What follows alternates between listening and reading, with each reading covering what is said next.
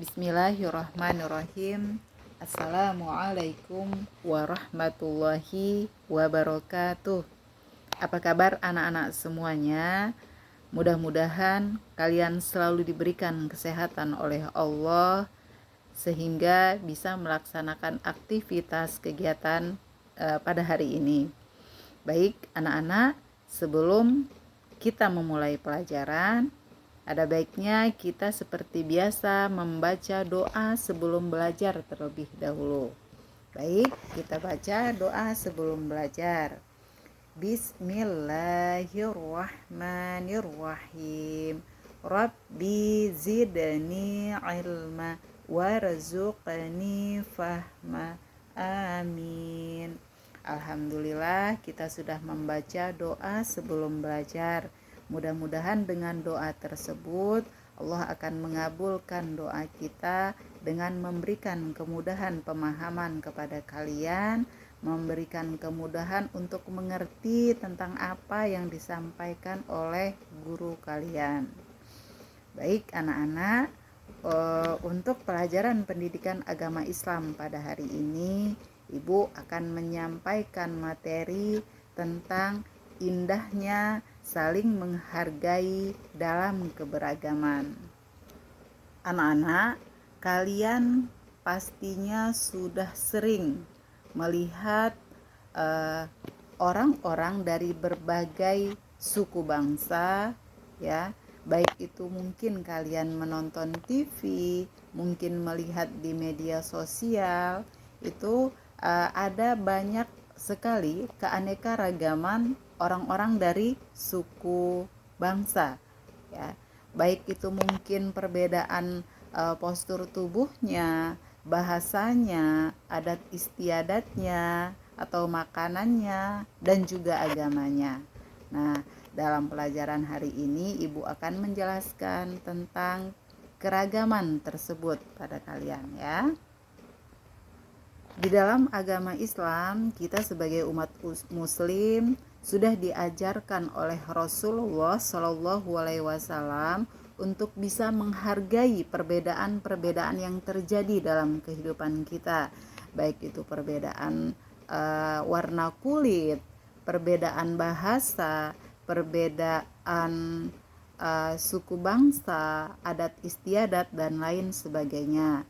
Di dalam agama Islam kita diajarkan oleh Rasulullah Shallallahu Alaihi Wasallam untuk menghormati perbedaan-perbedaan tersebut, di mana kita harus tetap saling menghormati, harus tetap saling menjaga sehingga akan timbul keharmonisan dalam kehidupan bermasyarakat.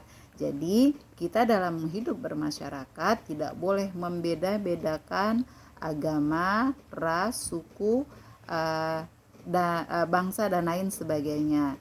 Jadi Rasulullah sudah mencontohkan kepada kita untuk bisa saling menghormati dengan perbedaan-perbedaan yang sering muncul dalam kehidupan sehari-hari. Rasulullah Shallallahu Alaihi Wasallam dalam kehidupan sehari-harinya beliau selalu menjaga sikap hormatnya terhadap orang lain meskipun dia tidak beragama Islam. Jadi dalam perbedaan agama sekalipun beliau selalu menjaga sifat menghargai, toleransi, kemudian menghormati walaupun orang lain tidak sama agamanya dengan beliau. Jadi artinya kita memang harus mencontoh apa yang memang sudah diberikan teladannya oleh Rasulullah Shallallahu Alaihi Wasallam, ya. Menghargai dan toleransi yang kita lakukan dapat kita lakukan dengan yang pertama, memberikan kebebasan kepada orang lain. Jadi memberikan kebebasan dalam hal ini mungkin beribadah, ya. Jadi kita memberikan kebebasan kepada orang lain untuk beribadah sesuai dengan agama yang dianutnya. Jadi kita tidak boleh memaksakan orang lain mengikuti agama kita, gitu. Tidak boleh memaksakan orang lain untuk mengikuti ibadah kita karena dia berbeda agama dengan kita. Kemudian yang kedua, mengakui hak setiap individu, ya. Mengakui sekaligus ini menghormati hak setiap individu. Kemudian yang ketiga, menghormati keyakinan orang lain. Jadi kita harus menghormati ya keyakinan orang lain. Kita tidak boleh meremehkan apalagi memaksakan kehendak kepada orang lain dengan kita memaksakan dia untuk berkeyakinan sama seperti kita. Jadi kita harus menghormati keyakinan orang lain. Dan yang keempat, saling mengerti. Jadi kita harus saling mengerti seperti apa mereka beribadah, waktunya bagaimana. Kita harus bisa menghormati. Bila memang waktunya mereka untuk beribadah, kita tidak boleh mengganggu ibadah yang mereka laksanakan, sehingga pada akhirnya mereka pun akan menghormati dan tidak mengganggu ibadah yang kita lakukan. Nah, toleransi ini sudah pernah dicontohkan oleh Rasulullah semasa hidup beliau, ya. Jadi beliau pernah mengalami sebuah cerita kehidupan di mana setiap hari Rasulullah Shallallahu Alaihi Wasallam bertemu dengan seorang tua Yahudi yang tentu saja dia tidak beragama Islam seperti Rasulullah. Tapi karena ya orang tua Yahudi tersebut sudah tua, kemudian kebetulan matanya buta, sehingga timbul rasa iba dalam diri Rasulullah untuk bisa membantunya. Jadi setiap hari Rasulullah ketika melewati jalan di tempat pengemis tua itu, Yahudi tersebut, beliau selalu memberikan makanan, kemudian sekaligus menyuapi Yahudi tua tersebut dengan makanan yang dibawa oleh Rasulullah tersebut. Setiap hari beliau lakukan itu, di mana setiap Rasulullah memberikan suapan-suapan kepada Yahudi tersebut. Tidak jarang Rasulullah mendengar cacian makian dari mulut orang tua tersebut bahwa menjelek-jelekkan Nabi Muhammad. Kemudian orang tua tersebut mengatakan jauhi Muhammad karena Muhammad berbahaya, padahal yang menyuapinya tersebut adalah Nabi Muhammad. Tapi Nabi Muhammad tidak menghentikan kebaikannya tersebut kepada orang tua yang buta tersebut, ya. Kemudian pada suatu hari ketika Rasulullah memang sudah tiada dan orang Yahudi tersebut tidak tahu kalau Rasulullah sudah tiada, dan sesungguhnya selama ini dia tidak tahu bahwa yang menyuapinya makanan tersebut adalah Nabi Muhammad yang selalu dicaci dan dimakinya.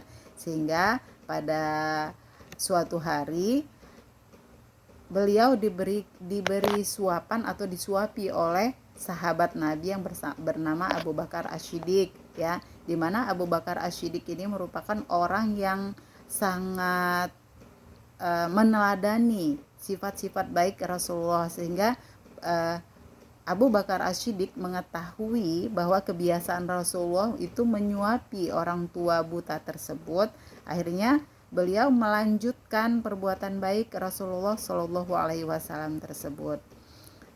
Sang orang tua yang buta itu mengenal tangan yang biasa menyuapinya berbeda dengan pada saat itu, gitu ya. Jadi tangan Rasulullah itu kok dirasakan berbeda, bukan lagi seperti tangan Rasulullah yang menyuapinya makanan. Sehingga beliau bertanya, siapa sesungguhnya engkau? Karena engkau ini bukan orang yang biasa menyuapkan makanan kepadaku. Kemudian Abu Bakar As-Siddiq mengatakan bahwa aku adalah sahabat Nabi Muhammad SAW. Aku bernama Abu Bakar As-Siddiq. Bahwa selama ini memang beliau yang memberi suapan makanan kepada orang tua tersebut. Dan sangat terkaget pastinya, ya, sangat kaget orang tua tersebut karena selama ini ternyata orang yang dicaci makinya itu ada di hadapannya, justru orang yang menyuapkan, memberikan makanan kepada dirinya, gitu. Jadi itulah sikap terpuji yang dicontohkan oleh Rasulullah, sikap toleransinya walaupun dengan orang yang berbeda agama, beliau tetap melakukan perbuatan baik terhadap orang tersebut sekalipun dirinya dicaci maki oleh orang tersebut. Kemudian ada cerita lain yang di sejarah yang mengungkapkan bahwa sikap toleransi yang diberikan oleh Rasulullah, dicontohkan oleh Rasulullah Shallallahu Alaihi Wasallam itu, yaitu pada suatu hari ketika Rasulullah sedang berdiri gitu di pinggir jalan dengan sahabat-sahabat, ada rombongan yang membawa jenazah orang Yahudi. Jadi orang Yahudi ini tidak menganut agama Islam ya. Nah, rombongan yang membawa jenazah ini pada saat itu melewati Rasulullah, dan pada saat itu Rasulullah sedang duduk kemudian berdiri dengan niat untuk menghormati jenazah yang melewati mereka duduk tersebut. Kemudian sahabat sempat protes gitu kepada Rasulullah dengan mengatakan, ya Rasulullah, yang lewat tersebut itu bukan orang yang beragama Islam, dia Yahudi ya Rasulullah. Kemudian Rasulullah mengatakan, bukankah dia juga manusia? Seperti itu. Dengan jawaban yang disampaikan oleh Rasulullah tersebut, bisa kita ambil pelajaran bahwa sesungguhnya kita hidup tidak boleh membeda-bedakan baik itu status sosial maupun agama. Jadi sikap saling hormat menghormati itu tuh harus tetap kita jaga sekalipun kita berbeda agama. Jadi Rasulullah sudah mencontohkan teladan-teladan yang baik kepada kita, bahwa kita harus tetap menghargai, menghormati dan bertoleransi terhadap orang-orang yang berbeda dengan kita, sekalipun dia berbeda agama dengan kita. Tetapi anak-anak, toleransi itu ada batasan-batasannya. Artinya toleransi itu tidak boleh melewati batas-batas keyakinan atau prinsip-prinsip akidah kita. Artinya dalam hal ini kita tidak boleh melampaui batas gitu ya. Ada aturan-aturan dari toleransi tersebut. Seperti sejarah pernah menceritakan bahwa pada zamannya Rasulullah Shallallahu Alaihi Wasallam dulu itu sempat terjadi negosiasi atau perundingan antara kaum musyrikin dengan rombongan Rasulullah Shallallahu Alaihi Wasallam. Mereka berunding kepada Rasulullah untuk bisa saling menghargai agama masing-masing. Artinya mereka meminta Rasulullah menganut agama mereka, kemudian mereka menganut agama Rasulullah, sehingga harapan mereka yang ada di dalam pikiran mereka supaya terjalin kerjasama yang baik. Tetapi karena ini sudah melanggar akidah atau keyakinan, tentu saja Rasulullah menolaknya, bahwa Rasulullah mengatakan, bagimu agamamu dan bagiku agamaku. Rasulullah tidak mau menerima tawaran toleransi yang seperti itu. Jadi artinya dalam bertoleransi juga kita harus mempertimbangkan prinsip-prinsip keyakinan atau akidah yang kita percayai, keyakinan yang kita percayai. Jadi tidak boleh kita mencampur adukan agama kita dengan agama orang lain dengan mengatasnamakan toleransi tersebut ya. Nah, di Indonesia sendiri kita mengenal ada banyak sekali keanekaragaman, baik itu agama, adat istiadat, suku, budaya dan lain sebagainya. Dalam hidup berbangsa dan bernegara dengan keanekaragaman yang ada di Indonesia ini, kita harus juga bisa saling menghormati, saling menghargai dan bertoleransi kepada saudara-saudara kita yang mungkin berbeda suku, berbeda agama dan juga kebudayaan, adat istiadat, sehingga dalam kehidupan bermasyarakat itu akan muncul keharmonisan, tidak ada pertikaian, tidak ada keributan karena perbedaan-perbedaan tersebut. Dan pastinya di balik itu semua, mengapa Allah memberikan keanekaragaman tersebut? Pastinya bertujuan agar saling mengenal di antara kita, kemudian saling bisa menghargai, dan pada akhirnya akan muncul keharmonisan dan kerjasama yang baik di antara kita semua. Nah, seperti apa sih contoh sikap menghargai keberagaman? Ya, yang pertama, saling menghargai perbedaan yang ada di masyarakat, ya. Kemudian, belajar mengenal perbedaan antar daerah. Belajar mengenal perbedaan antar daerah supaya kita bisa belajar menghargai perbedaan dan bersikap toleransi. Yang ketiga, meskipun setiap dari teman-temanmu memiliki perbedaan, kita tidak boleh membeda-bedakan teman. Jadi dengan teman itu tidak boleh memilih karena dia sukunya sama dengan kita mau berteman dengan dia. Karena dia sukunya berbeda dengan kita tidak mau berteman dengan dia. Itu tidak boleh yang seperti itu. Jadi kita tidak boleh membeda-bedakan suku, agama dalam hidup bermasyarakat atau hidup berteman, ya. Semua harus menjadi teman kita. Kemudian yang keempat, saling menghormati perbedaan budaya, asal, kemudian bahasa maupun pendapat dari orang lain, ya. Jadi kita harus bisa belajar untuk menghormati pendapat orang lain. Jangan kita memaksakan pendapat kita kepada orang lain supaya orang lain mau sependapat dengan kita. Itu tidak boleh hidup yang seperti itu, ya.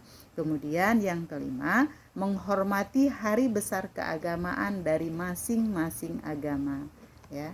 Kita harus menghormati, kita tidak boleh membuat kerusuhan-kerusuhan ketika orang-orang yang di luar agama kita mungkin sedang melaksanakan ibadah, sedang merayakan hari besar agama mereka. Itu kita tidak boleh saling mengganggu. Jadi Rasulullah sendiri sudah memberikan contoh bahwa bagi mereka agama mereka, bagi kita agama kita, kita silahkan melaksanakan ibadah kita sebagaimana biasanya, dan biarkan orang lain menjalankan ibadah mereka sesuai dengan agamanya juga, sehingga tidak terjadi keributan-keributan dalam hidup bermasyarakat, ya. Jadi dari perbedaan-perbedaan yang ada di Indonesia, terutama adat istiadatnya, justru kita harus bisa saling melengkapi, kemudian membuat adat istiadat tersebut menjadi hal yang unik, dan pada akhirnya itu akan kita menjadi kebanggaan bagi bangsa Indonesia dengan berbagai keanekaragaman yang ada di Indonesia. Jadi bukan justru untuk membuat kerusuhan atau keributan, tetapi justru akan membanggakan Indonesia dengan segala perbedaan-perbedaan yang ada di Indonesia, tetapi rakyatnya saling bertoleransi, menghormati dan juga menghargai, sehingga bangsa Indonesia akan menjadi bangsa yang dihargai juga oleh bangsa lain. Kemudian mungkin kalian bertanya, bagaimana atau seperti apa sih bentuk menghargai keberagaman yang ada di sekeliling kita? Seperti apa cara untuk menghargai keberagaman yang ada di Indonesia ini? Yang pertama, menghormati suku dan agama orang lain. Yang kedua, tidak membuang sampah sembarangan. Yang ketiga, hidup harus saling tolong-menolong. Dan keempat, sering mengantarkan makanan kepada orang lain, tetangga kita, saudara kita, ataupun yang lainnya.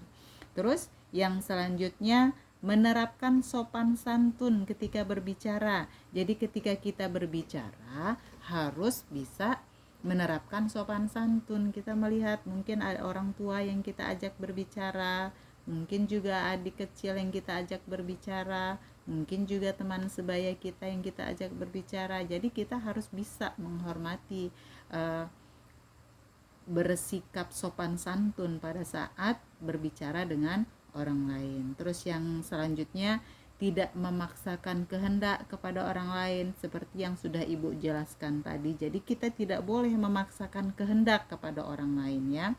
Kemudian menghargai kebebasan orang lain dalam hal beribadah, dalam berbudaya dan lain sebagainya. Sehingganya tujuan dari pembelajaran kita pada hari ini kalian bisa paham bahwa dengan segala perbedaan yang ada, yang muncul dalam kehidupan kita sehari-hari, yang sering kita temui dalam hidup berbangsa Indonesia dengan segala keragaman yang ada di Indonesia ini, kita bisa mensikapinya dengan baik, dengan cara menghargai, toleransi, kemudian menghormati budaya-budaya orang lain, menghormati agama orang lain, menghormati kebebasan orang lain, sehingga akan muncul kehidupan bermasyarakat yang damai, sejahtera, sesuai yang diharapkan.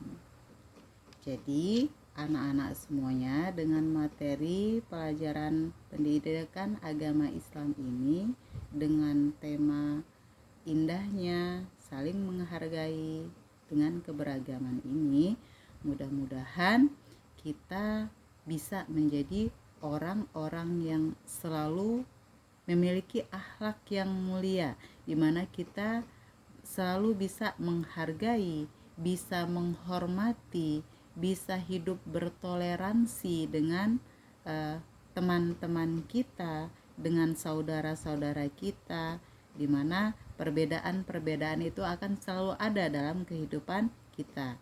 Sehingga dengan segala perbedaan yang ada dalam kehidupan kita tersebut, kita bisa saling menyikapinya dengan baik, dengan akhlak-akhlak yang baik, sehingga kita bisa mewujudkan kehidupan bermasyarakat untuk bisa saling bertoleransi, menghargai dan menghormati. Mudah-mudahan dalam pelajaran pendidikan agama Islam ini bisa kalian pahami, kalian bisa mengerti, sehingga nantinya bisa diterapkan dalam kehidupan sehari-hari. Jadi tidak lagi ada keributan-keributan karena perbedaan agama, karena perbedaan suku, budaya, adat istiadat dan lain sebagainya. Jadi kita tidak boleh saling mengejek dengan perbedaan-perbedaan yang ada di antara kita, tidak boleh menghina. Yang ada, kita harus saling mendukung, kita harus saling menyempurnakan seperti yang Ibu sampaikan tadi. Dengan perbedaan-perbedaan yang ada itu, kita harus bisa saling melengkapi sehingga akan muncul kebanggaan yang ada di Indonesia ini dengan berbagai keanekaragaman yang ada di dalam bangsa kita ya.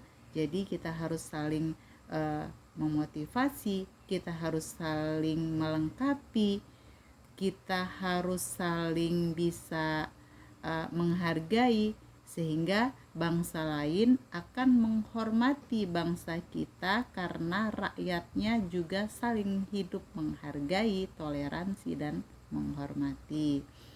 Baik anak-anak, mungkin pelajaran untuk pada hari ini Ibu cukupkan sampai di sini. Mudah-mudahan apa yang Ibu sampaikan ini bisa kalian pahami sehingga bisa diterapkan dalam kehidupan sehari-hari. Kita tutup pelajaran pada hari ini dengan sama-sama membaca lafaz hamdalah. Alhamdulillahirabbil alamin. Kita tutup dengan doa kafaratul majelis. Subhanakallahumma wa bihamdika asyhadu alla ilaha illa anta astaghfiruka wa atubu ilaih. Amin. Baik. Baik, kita tutup pelajaran ini dan Ibu akhiri. Assalamualaikum warahmatullahi wabarakatuh.